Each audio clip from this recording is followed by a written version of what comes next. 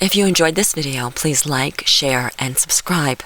And please join me on my website at nanice.com. Thank you.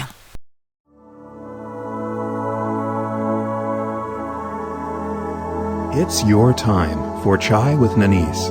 Get ready for substance, clarity, change, and especially empowerment. Get ready to turn over stones, uncover stories, and get to the heart of the matter in every area of your life. Any mood runs, any emotion flies, and your dreams are within your grasp. There are no limits or boundaries, and your comfort zone is out of reach, yet it's the safest place you will ever be. Come in, sit down, and have some chai with Nanice. Welcome to Chai with Nanice. I'm Nanice. The pledge is a new day, a new world, a new way of being.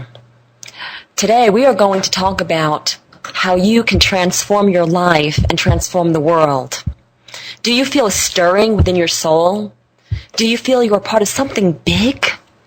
Are you waiting for your path or your purpose to be revealed to you? Have you been waiting a long time? Do you believe you have a part to play in global transformation, either in your own neighborhood, your own home, or the world? Do you feel as if you are being asked to stand up and take responsibility and action in some way, but you're just not sure how? If you answered yes to any of these questions, the time that you have been waiting for is now. The way in which you do this is first and foremost cleaning up your own life and getting in integrity with your own personal values and beliefs. It means that you open up your heart and you let love in completely and flow it freely out to others as well. It means you clear up your disempowering thoughts and chronic negative internal nagging. It means that all the choices you make are done with your highest good in mind. This is how you profoundly contribute to global change. Change your life, change the world.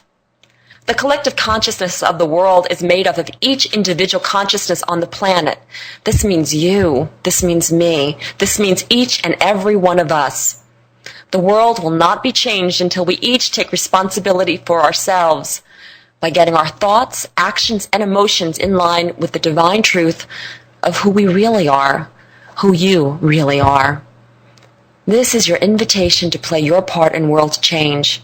You do this by taking absolute responsibility for your life and all that you create. That means past, present, and future. Today, I'm going to introduce the pledge.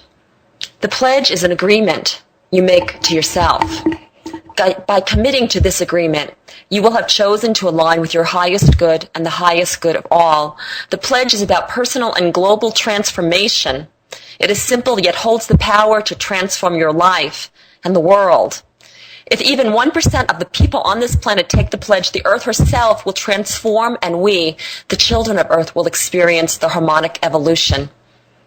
The pledge is an opportunity to reaffirm your life and realign it with the life you always intended to create and live. Most of us have gotten our identities and guidance from educational systems, religions, governments, and financial institutions. But these crippled and limited systems are falling away, and falling away fast. These systems represent old programs and paradigms that have kept us trapped by limiting beliefs of scarcity, unworthiness, and limitations. With the falling of these systems, many people are left alone with no identity or no guidance to follow. The pledge is that answer for higher guidance and new direction. The pledge shows you the way and teaches you that the way begins with you. No one has the answers for you, and no one is going to save you. That fantasy is dead and gone, so that a new higher wisdom can swoop down and take its place. The truth lies intrinsically encoded in the pledge, so that when you take the pledge and pass it on, you are saying yes to the truth and offering it up to those around you. The pledge offers your life back to you and gives you a seed to plant in your garden while helping others to plant their own seeds. The pledge is the new constitution for a new life, a new world, a new you. Today, assisting me in sharing the pledge with you is my beautiful daughter-in-law, April Perry Kreitzer. April is a healer and a coach and just a magnificent daughter-in-law and human being. And so without further ado, April, welcome to the show. Thank you. Now, it's interesting because we were planning to do a different show today. Right. Yeah, we were planning to do a show on trust and faith, and we will do that show in the coming weeks. But right before the show, suddenly on my computer screen, the pledge popped up, and I knew that today's show was to be on the pledge. And whoever's listening to the today's show is absolutely meant to hear this. And as you know, I created the pledge as an inspiration to help people transform their lives. I've been working with people all over the world and coaching and groups and all sorts of things. And everyone that has ever come to me in more than the 12 years that I've been coaching has always been looking for something more. Maybe they've been in a certain religion that they left, or a marriage that didn't work, or they just haven't found their niche, or they're looking for their purpose.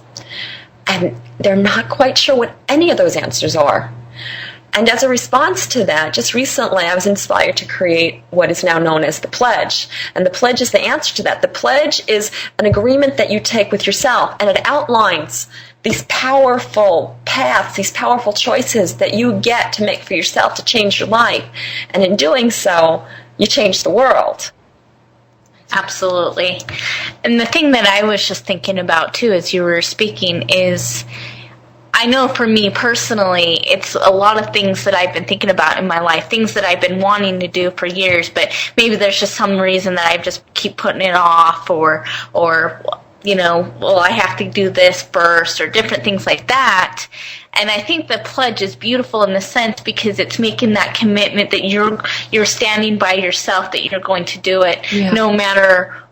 There's no more excuses. Right. You do it, and you do it now. Yeah. That's what I love about it. Yes. It has inspired me, and has inspired many, many, many people all over the world already. Why do you, before we start talking about the different elements of the pledge, why do you think that people have so much trouble keeping their commitments to themselves? I think the reason is we always can find excuses. I know I do this personally in my life, and I know lots of people do.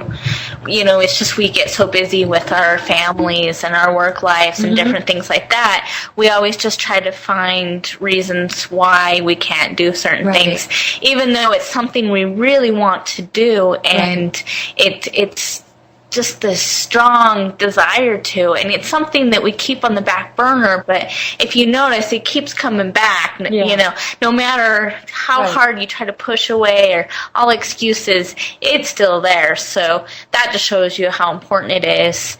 And once you are pledging to something, it becomes more than just trying to make excuses or trying to put it on the back burner, but you're actually doing it. Right. Instead of saying you're going to do it, you're actually doing it. Yeah. That's beautiful. And I think you're right. And also, a lot of people don't realize the importance of making powerful choices for themselves and committing to them. So it's like you said, we get caught up in families and school and work and, of course, money and all that. And we put our dreams and what are truly our values on hold. And before we know it, we're 40, 50, 60, 80 years old or dying, and we realize that the life that we always wanted to live has left us. Right. And we can't go back and relive it. It's done. It's not like you sleep through a movie and you can go back the next day and, watch the movie again if you pay your $10 or whatever. Right. It's done. It's done. If you have forgotten what you came here to do, or if you have neglected to follow your heart, to follow your visions, to, choose your path and walk it, you don't get a second chance. Right. And I think that when people realize how important it is, not just for themselves, as we've been talking about, but also for planetary evolution and transformation, I think that changes everything. So it's like we look around us and we're living in a world today that there's many challenges. There's economic challenges, and there's relationship challenges, and there's wars, and the list goes on. We live in a world with a great many challenges. And we read the paper or the newspaper. Not me personally. I personally don't do those things. But most people, they read the paper, and they listen to the news, they watch TV, and they think, oh, the world is such a mess. Oh, when will it change? And the real truth is that it changes as soon as we change.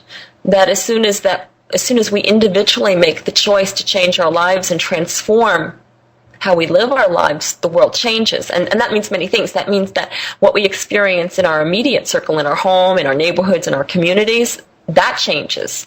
Because as we show up differently, then it can be no other way. Everything and everyone else must show up differently as well. That's a law of the universe. Whatever we put out through our thoughts, emotions, and actions must come back to us. But that's just a small part.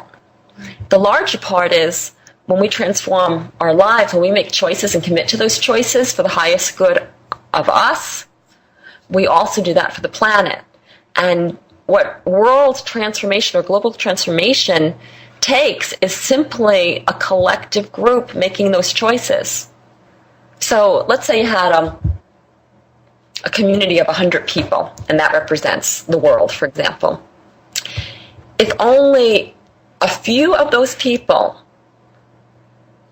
committed to taking the pledge or something like the pledge, or committed to living their truth, their destiny, their values, that there would be a ripple effect that would quickly happen that would go out to everybody in that community, all 100 people, and before you know it, that community would be changed. And that's brilliant, because it doesn't mean that every single person in that community needs to change. It just means that a portion of it needs to change.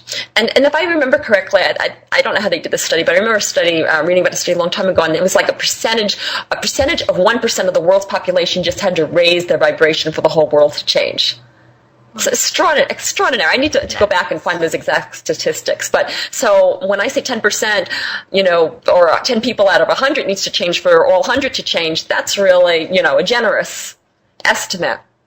So having said that, when we look out at the world and we see challenges and, obstacles that seem almost too big to overcome, the way that we get to transform all that we see, all those challenges, all those obstacles, is by transforming our lives. And the pledge is an answer to that, because suddenly it gives you guidelines. Suddenly it tells you and shows you what that means and what that takes in very simple language. And when you commit to it, what you're committing to is transforming your life, transforming the lives around you, just by transforming yourself and ultimately contributing to the transformation of the world. It is that beautiful and that simple. It really is simple. It's so simple. Yeah.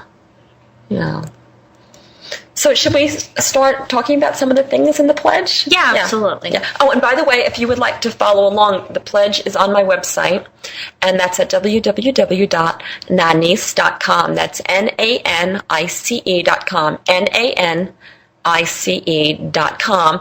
And when you get there, just look on the right side and you'll see Take the Pledge. It's in red lettering. Just click on that and scroll down, and you'll see at the bottom that says Take the Pledge. Click on that again, and then you will be to the actual page that is the pledge. Just scroll down a little bit. So there are 4 different categories to the pledge: love, self-honoring, kindness, and personal power.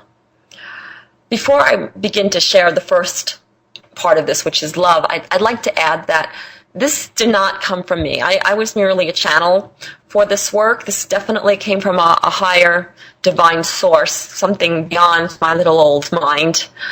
And when you listen to it and when you read it and when you actually say yes to it, you can feel a vibration in your body and in your soul that is unmistakable.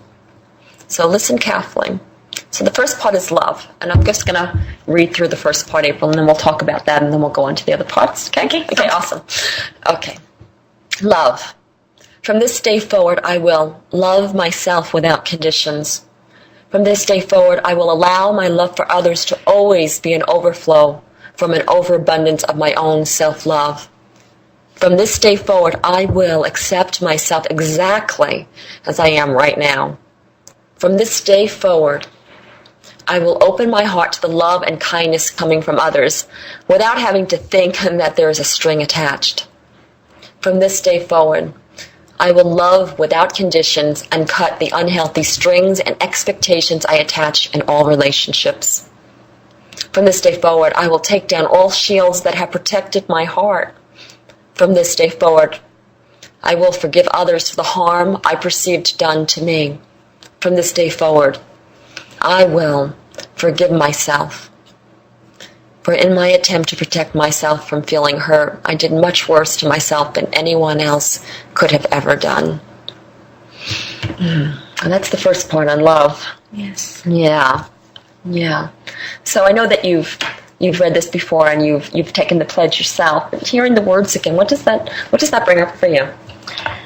Actually, it brought up an experience that I would like to share with everyone. I just didn't realize how much love really affected me, because recently I've made it my goal, my pledge, to open my heart no matter what. And that meant to myself, that also meant to other people. For me, and I know a lot of people can feel this, it's easy to love people that are nice to you and good to you, okay? But when something happens to you, it's a whole different story. So I'd like to share experience. So as most people know, I am pregnant. I'm having a little boy in December. And so right now I'm 33 weeks pregnant.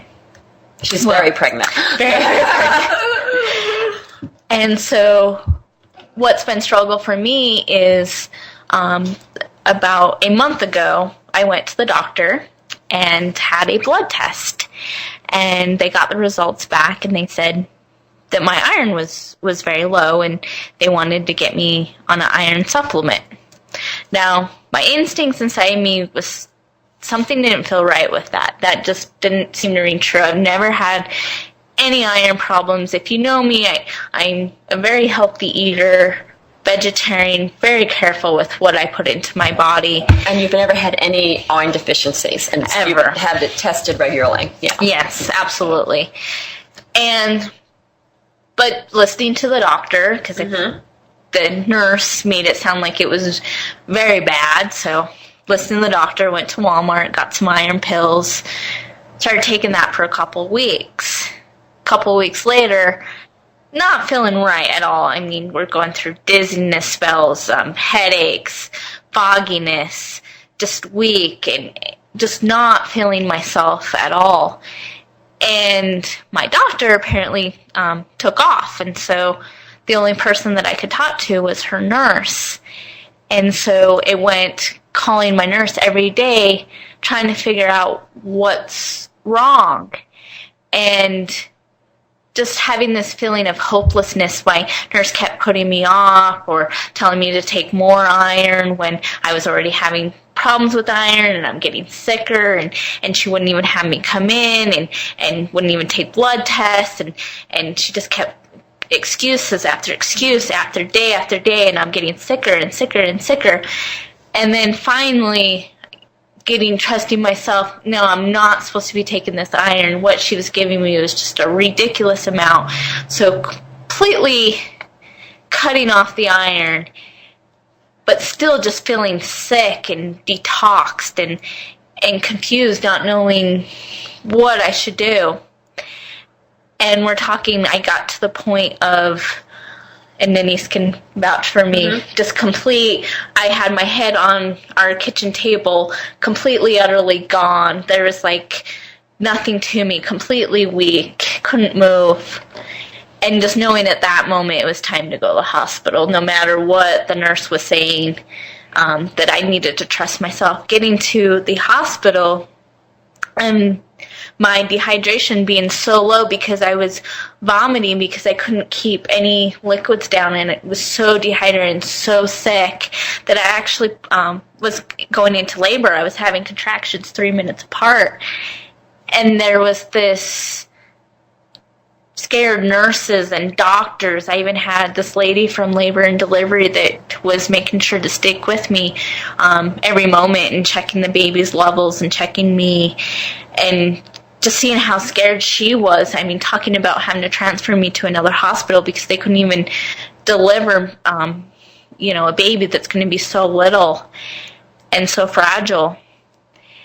luckily everything worked out. They got the fluids in me, they gave me a shot, and they stopped the contractions, and went home feeling much better, and just trusting to myself not to take the iron and let my body just take its own course and eating the healthy foods that I do, and feeling much better.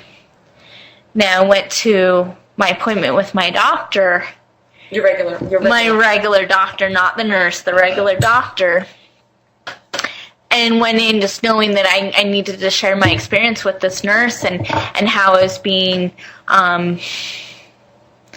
just not properly cared for. I mean, wouldn't even have me come in, all these different things.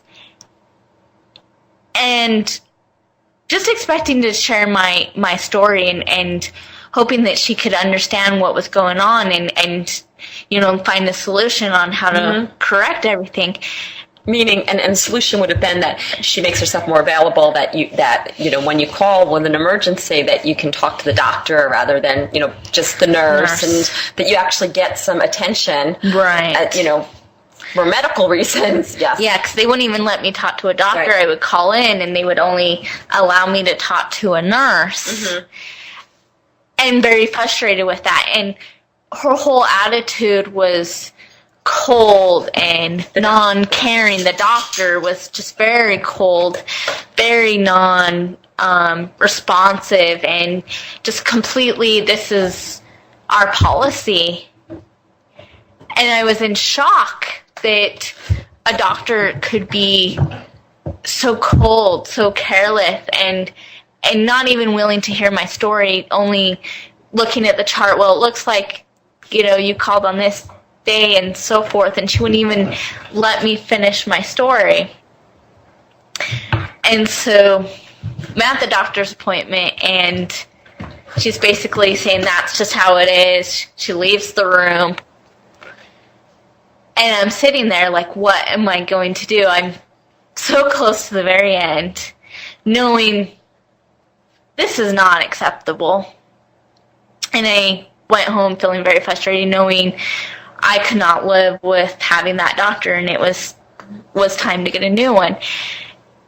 Even in my frustration with how I was treated, how the doctor was,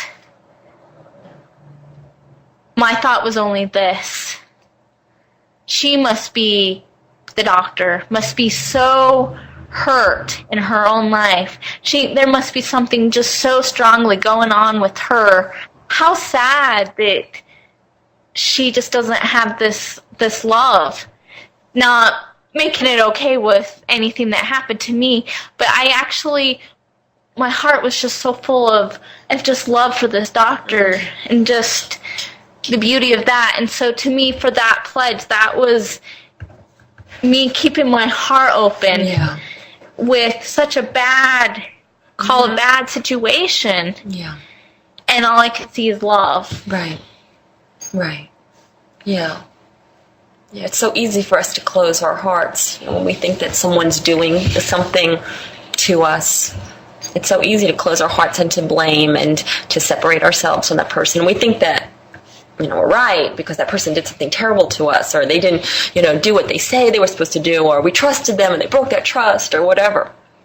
And I have to tell you, April, that situation, and you don't know this, but that actually taught me something, because I realized that when something like that happens in my own life, I'm open-hearted. I don't blame the person. I don't shame the person. I'm like, okay, in some way I created that. I take responsibility for myself, and I just, have the response that you had, which I just have empathy and compassion for the other person. And this is what I noticed. This was the gift to me. And that was that, when it happened to you, and I went with April to the doctor's office, and we talked to the doctor after this, and experienced the coldness and the minimizing and the lack of caring, complete lack of empathy. And what I realized about myself is that I did have a reaction. I did. Now, if it was me, if I was in your shoes, I would have had the same experience of compassion towards the doctor. And I know this because I've had those experiences. But because it was I love,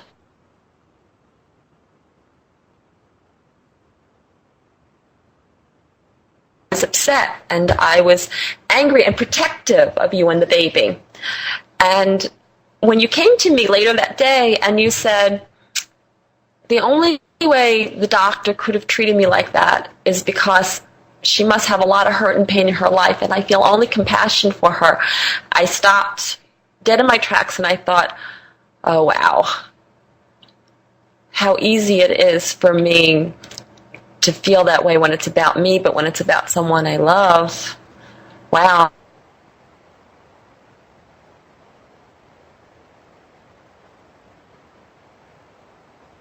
I didn't need to defend you. I didn't, of course I'll stand for you and I stand for you, but I didn't need to make her or anybody else wrong. And in doing that, I actually created the same situation that seemed to have been created by that nurse and by that doctor. And in that moment, I dropped it. And I realized that just because I love someone doesn't mean that I need to make someone else wrong to protect that person. So it was a big gift to me, because otherwise I wouldn't have known that about myself. I wouldn't have seen that about myself. So it's like I think I had something in my head that was saying, oh, you know, it's okay to make someone else wrong if they're hurting someone you love. And I don't believe that anymore. So thank you. It was a huge gift. Thank you. Yeah. And by the way, I know you still don't have a doctor and you're, 8.5 months pregnant here. So, if we have to deliver it at home in the bathtub, it's okay. Get the scissors for the umbilical cord, whatever. Yeah. The reason that love is the first part of the pledge is because it all begins there. It all begins with self-love. Loving yourself without conditions. Many of us have this concept of self-love, but we really don't know what it means to love without conditions. So it's like we love ourselves when everything is going right. We love ourselves when, we can approve of what's going on in our lives. But as soon as something goes wrong, suddenly we stop loving ourselves. And really, the pledge is about loving yourself unconditionally. There is some great divine force that loves you unconditionally. And that's what's there for you. That's the divine love that you can express for yourself. It's funny, we have a puppy. He's 6 months old, and I suppose, like most 6-month-old puppies, he does all those things that puppies do, and that includes eating my good shoes, stealing the food right out of my hand, and even chewing the crotches out of my favorite pants. And, of course, there's the pooping on the floor that I have stepped on more times than I would like to admit. And it's really bad, when you step on one and you're doing the dance, trying not to step with that foot, and then you step on another load on the floor with the other foot. And I realized that no matter what he does, I don't get mad at him. I don't even blame him. I just love him. I just love him. I just unconditionally love him. And what an opportunity that's been for me to experience that. Just love him. And the other day I realized that just as I love him, no matter how many poops he makes on the couch, or how many crotches he eats out of my pants, or whatever he might do, the same love that I divinely feel for him unconditionally, that there's some divine force experiencing from me. That there is some divine force loving me unconditionally no matter what I do. No matter what I do. And somehow that changes everything. And if there's some divine force loving me, I'm sure that divine force would want me to love myself just as much. Yeah. So love, yes. Opening your heart to yourself, and by opening your heart to yourself and filling yourself with love, then there's all an enormous amount, an abundance of love that you have to overflow to others. And that unless you are filled with love, unless you're totally filled with love and your overabundance of love flows to others, you're not really loving others. If you try to love others without loving yourself, you're not really loving anybody. You're just pretending to. You're just thinking it up. But it's not really love. True love can only overflow from you.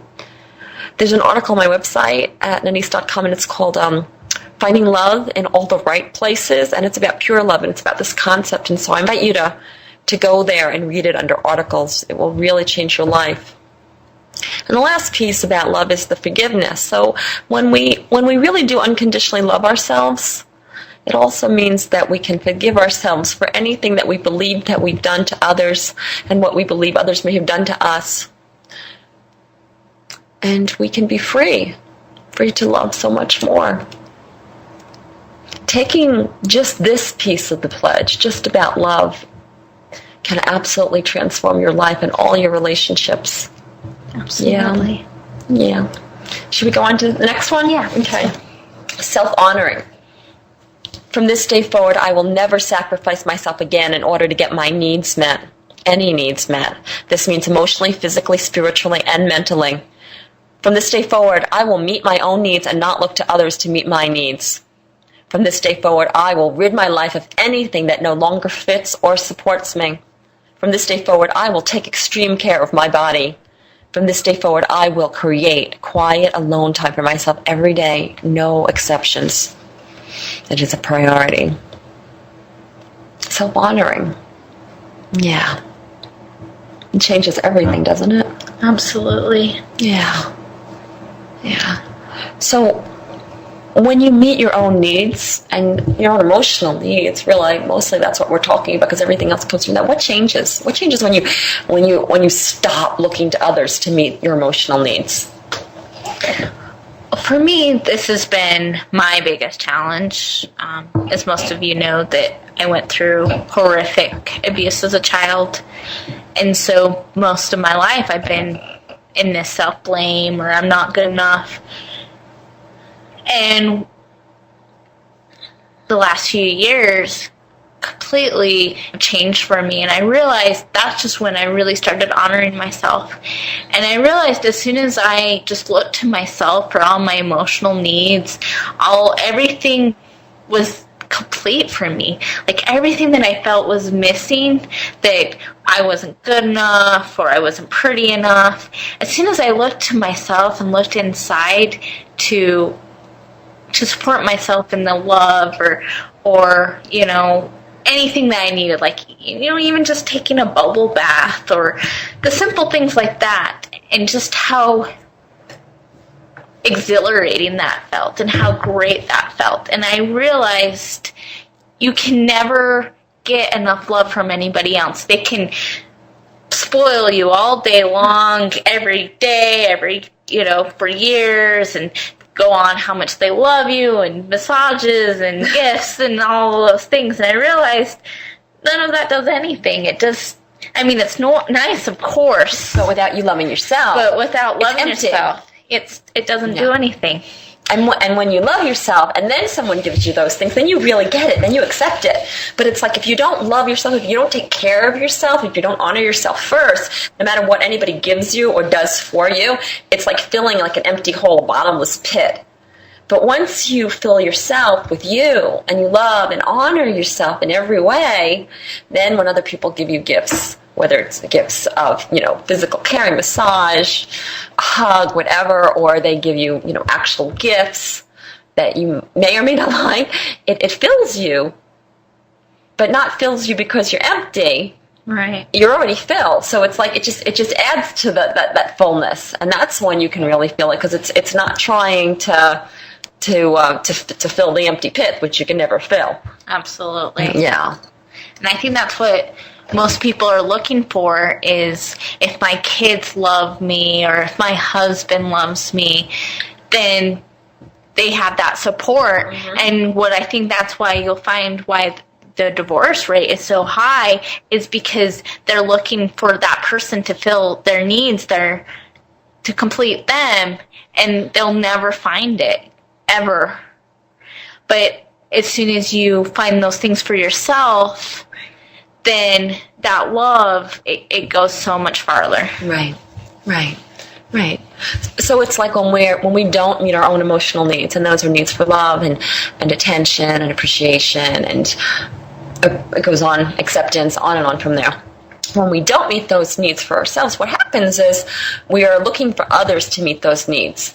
And when we look for others to meet those needs, we inadvertently sacrifice ourselves. Mm-hmm. And in sacrificing ourselves, there's great, great loss. So an example of this, I was in a long-term relationship for about 5 years and just did not feel very appreciated in this relationship. And we worked together and very deep, intimate relationship. And I went on and on, day after day, month after month, year after year, trying to get my need for appreciation met by this man in my life. And no matter what I did, it wasn't met. And at some point, maybe 3 years into the relationship, I realized that I was intentionally doing things that I otherwise might not do or want to do in order to prove myself in such a way that he would appreciate me. And appreciation would be like, wow, you're amazing, that's a great job, or thank you so much. And so I kept sacrificing myself doing these things for his appreciation, and it's no secret that never came. And even the rare times that it did come, it still wasn't enough. And so as the years went by, I'd realized that I had sacrificed myself so much in so many ways in order to get appreciation that I had completely lost myself. And I was experiencing that empty pit, that black hole inside myself. And as soon as I realized that, and it really is surprising how long it took me, but as soon as I really understood what I was doing to myself, I made a different choice. And that choice was to stop looking to him, or anyone else for that matter, for appreciation. And I started appreciating myself. And in doing so, I stopped doing certain things that were out of alignment with who I was or what I wanted for my life. And I took my power back. Ultimately, the relationship ended, but it served its purpose in many ways. And the most important being in this, and that is I learned to honor myself first, to meet my own needs, and not look to anyone or anything else to meet those needs. And in that, a completion was created in the relationship and especially in myself. And life hasn't been the same for me ever since. It's pretty amazing. Yeah. Yeah. All right. Yeah. Let's go on to the next one. Okay. Kindness. This is part 3 of the pledge. And if you'd like to follow along with us, we are at nanice.com, Nanice.com. And when you get to the home page, just click on the link that says the pledge on the right side. It's in bold red font. And just when you scroll to the bottom of that page, click on I take the pledge, and then you'll get to another page and scroll down. It's not as complicated as I'm making it sound. Okay, so we're up to kindness, part 3 of the pledge. From this day forward, I will perform at least one act of kindness each day without the need for anything in return. From this day forward, I will experience gratitude for everyone and everything in my life, fully knowing that even the challenging people and experiences are gifts to me and support me in my highest good. From this day forward, I will smile like it is the biggest gift I have to give. It is. From this day forward, I will make new friends wherever I go. From this day forward, I will brighten someone's day every day. From this day forward, I will tell people, I love you, and stop assuming they already know. Kindness. It's pretty powerful. Yes. Yeah.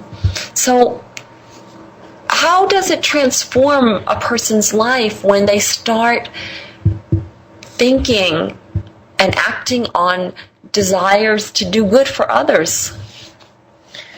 One thing that I've noticed personally in my life, because that's one of the things that I've been wanting to do, is to really show kindness to people. And like what we were talking about earlier, it's always nice to be nice to people that seem so kind and loving. But I also realized recently that the people that are angry or frustrated, or different people that we run into every day that looking back, you have no idea what's going on in this person's life. You don't know, maybe they lost someone that's very close to them, or maybe they've had a really bad day, or maybe someone yelled at them. Who knows why they're in this terrible mood. And I just realized even just smiling at this person can really change their day around, and it really affects them. It also affects the people that they respond to. The next person, like let's say this is a person that works at a grocery store, and the checkout lady seems like in a very bad mood, maybe kind of cold, and you smile at her and you leave. You don't know how that's going to affect her. It can really affect how the next person in line, how she will react to that person, and how that person, it spirals on to the next person, which spirals on to the next person. So it's just knowing that it goes more, and of course it feels great for you, but it also changes everyone else around you when you choose to have this kindness. Yes, absolutely. And how simple it is. I mean, just to smile. Yeah, if that's all you do, and smile at 5 people every day, it will change the world if that's all you do. Because you're right, people pass it on. People pass it on. And a lot of people, I smile, but they don't smile back. So what? Do it anyway, because the energy affects each and every one of us. In fact, they've done studies and they've shown that even somebody watching an act of kindness is affected profoundly by it. Someone watching it. We're not even talking about the person giving the act of kindness or receiving the act of kindness. We're talking about somebody watching it from afar that doesn't even know either person. That's pretty profound. It really is. Yeah. You reminded me of a story. And I want to share the story just to provoke ideas of how we can give kindness, because they are all around us and they are constantly asking us as soon as we open up to the possibilities. So several years ago, I don't know if you were with me or not, but I was in Walmart with my kids, and I was in the checking out. It was late at night. It was like 11 o'clock or something. And, I asked the cashier, how's your night going? And usually people will just be like, oh, fine, or I'm good, but she looked at me and she said, not so good. And she had tears in her eyes. And, instead of just like saying, oh, I hope it gets better or something like that, I honestly asked her, I said, well, what's going on for you? And as she's, checking me out there, she tells me that her husband was supposed to bring her dinner about an hour ago.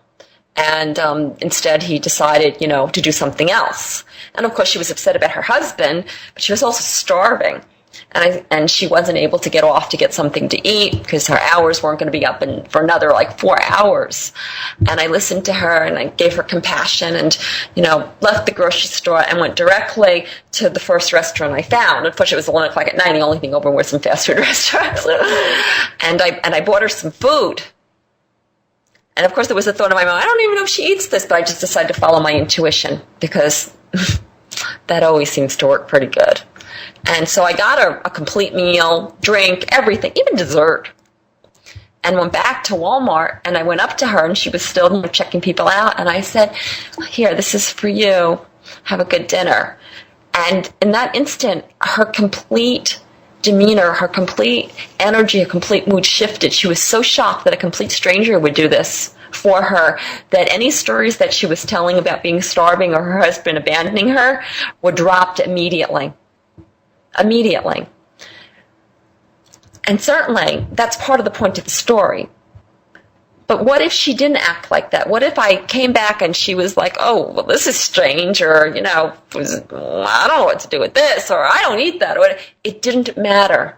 It was my intention, and my intention was kindness and love and sincerely wanting to do something for another human being. And, years ago, I've always done stuff like this, and years ago I tested myself.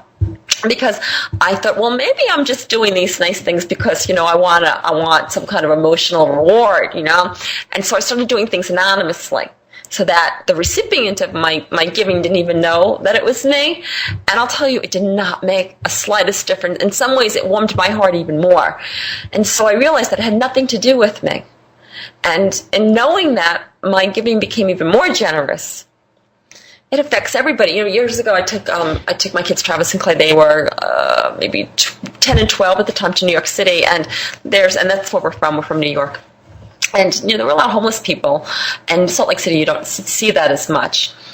Certainly, there are homeless people, but they're not in New York City, homeless people pretty much live on the streets. And so there's a man in front of a pizzeria, and he was, looking for some help and stuff. And so I went up to him and I said, what would you like to eat?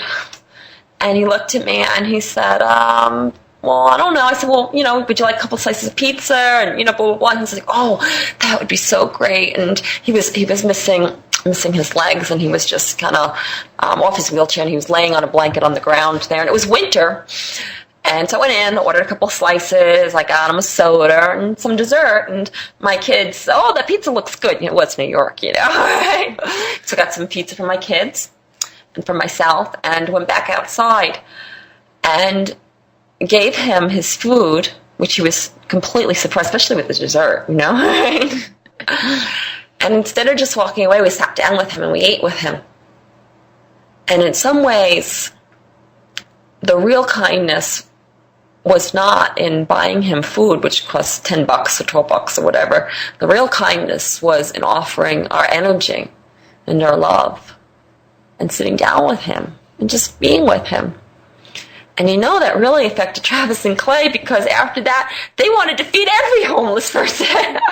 I spent more money on feeding homeless people than I did on anything else in New York. The point is, there's always opportunities. There's always opportunities to do good. Hold the door open for someone. Ask someone how their day is and wait for the answer. Pay for somebody's coffee behind you at Starbucks. That will make their day. And then just kind of watch and see their reaction. The opportunities are all around. All around. All around. And if you're listening to this show and you would like a copy of my Lip Prints book, which is just about all of this simple yet profound acts of kindness that you can do every day, just email me and I'll send you an ebook copy. So just go to my website at nanice.com, nanice.com, and click on my email address and put in the subject line free lip prints, and I'll send you a free copy of it, and you will like it. It will change your life. So we have one more piece, and only about 5 minutes to go here. So personal power. This is the fourth part of the pledge, which can be found at nanice.com, and click on the pledge. From this day forward, I will approve of myself no matter where I am in life. I will hold my head high and honor myself in every way, every day for the rest of my life. I will listen to my heart over my head and find the place that they can both live together in harmony. I will speak my truth and always think for myself. I will never give my power away to anyone at any time. I will carve my own path in life and not just follow another because it seems easier. It is not. I will uncover my creativity and allow myself to be vulnerable by creating through whatever form interests me. I will do what I say I will do and not say I will do something when I really don't want to do it. I will be more childlike every day, sing, dance, and have fun. I will make a list of everything I want to experience in my life and one by one create the experience. I will be at choice in every area of my life. I will take complete responsibility without shame or self-blame for every experience, relationship, and challenge in my life. Wow. That still gives me chills. Yeah. Yeah. It's about taking your power back, your intrinsic power back. It's about claiming yourself as the powerful being that you are. It's about owning that power and speaking your truth and never, ever, ever giving your power away to anyone for any reason whatsoever. Yeah. Yeah. Yeah. Beautiful. You know a lot about this one, don't you? Yeah, I do. And again, that's just been the biggest challenge in my life, is realizing my personal power. And I've been given many, many gifts in my life where I've been able to stick up for myself and hold my head high to who I am. And I think the biggest one was when I was going through the sexual abuse with my stepfather, and finally coming to the head of where everything had come out, and we had child protective services and everything, and we even went to court. And there I am in court completely and utterly alone. All of my family, more on my stepfather's side, that sexually abused me. No one, I didn't even have a lawyer. I had no one on my side. It was just completely myself. And as I was in that courtroom, something stirred inside of me. Just knowing I could stick up for myself, I could be strong. Yes. And I was going to speak my power no matter what. No matter, it didn't matter, I didn't have anyone on my side, that I was going to do it. And that was the start for me to really know that you can hold your head high, and you can love yourself and be the person you are. Because that's really, we all want to be that. Yes, we all do. And it's in us. There's nothing to do. It's already there. It's already there. We just have to remember who we really are. And we have to trust that remembering. And we have to accept the powerful being that we really are. Because as we do, then others do. And that's how we transform the world. Yes. Oh, thank you, April, for being on the show today. That was awesome. Thank you. Yeah. And finally, the last piece of the pledge is this. I pledge to dream bigger and bolder every day. And as I consistently take inspired action in the direction of my dreams, I know that the universe is conspiring to make my dreams a reality. The pledge. It has the power to transform your life, and in transforming your life, transforming your world, transforming our world. Simply by taking the pledge, you can create the life you always dreamed possible. It is the revolution. It is a movement. It is a place to start. It is a path to walk on. And the more of us who take the pledge, the quicker and easier our world, our planet, our home will be transformed. Please visit me on my website to take the pledge. It's the only place you'll find it. Nanice.com, Nanice.com. And when you get to Nanice.com, just look on the right side. You will see the pledge in bold red lettering. Click on that. Read through that first page. Click the link at the bottom. You'll go to the next page, and a little more information. You can take the pledge right then and there. And you take the pledge by sending an email to me. It's all quite easy. And you're acknowledging the pledge, and I'm the witness to it. And I will send you back an email telling you what number you are in taking the pledge. So you'll actually have a pledge number. So everybody who takes the pledge from 1 to billions, you'll know where you were in that alignment of taking the pledge.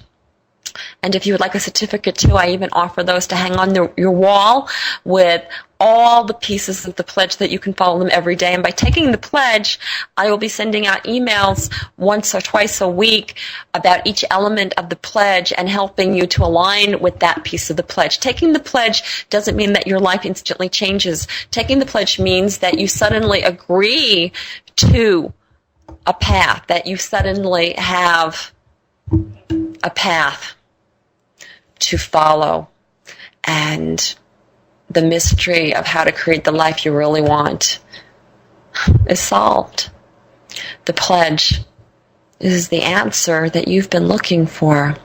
So please email me, let me know. I want to know about your experience. I want to know how the pledge has changed your life, and send it on to everybody that you know, because as you change your life and help other people change theirs, we are one step closer to transforming this planet. And that is what I pledge to do. You have been listening to Chai with Nanice. I'm Nanice. Have a great week. Thank you for having Chai with Nanice. Please go to www.nanice.com for great free stuff that will empower you to live your best possible life. Free books, articles, shows, meditation audios, and so much more at Nanice.com. That's Nanice.com. Nanice's books are also available in all major bookstores and Amazon. Check out The Infinite Power of You, Even Gandhi Got Hungry and Buddha Got Mad, Zest Point, Lip Prints, and many others by Nanice Ellis. To find out about one-on-one coaching and how Nanice can personally coach you to experience your best life possible, please email mybestlife@nanice.com.